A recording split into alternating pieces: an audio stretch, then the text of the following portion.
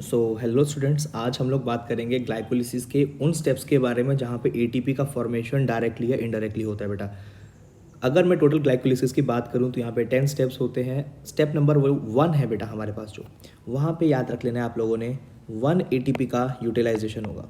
तो अगर मैं एरो बाहर की तरफ कर रहा हूँ तो याद समझ लेना ये यूटिलाइज होगा।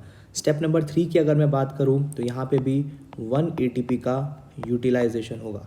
स्टेप नंबर 6 की अगर मैं बात करूँ तो यहाँ पे 2 NADH का फॉर्मेशन होगा।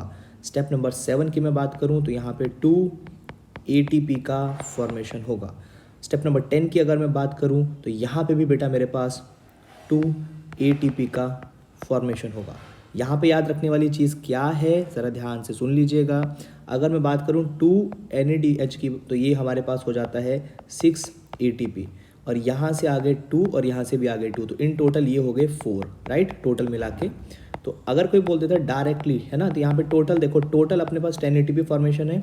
यहाँ पे कितने ATP माइनस हो जाएंगे, 2 ATP बेटा यहाँ पे माइनस होगा हमारे पास, राइट। तो इन टोटल अगर मैं बात कर लूँ बेटा तो ये कह सकता हूँ कि 10 ATP टोटल बना था, 2 ATP उसके अंदर माइनस हो गया, तो बचा मेरे पास कितना, 8 ATP फॉर्मेशन।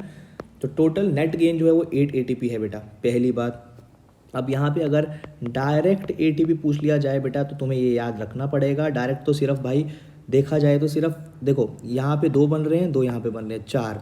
तो डायरेक्टली एटीपी डायरेक्टली जो है हमारे पास दैट इज़ 4 ATP मॉलिक्यूल, और इनडायरेक्ट सब कुछ मिला के देखा जाए then it is 8 ATP molecule. Hopefully आप लोग को ये समझ आ गया होगा बेटा। Thank you so much.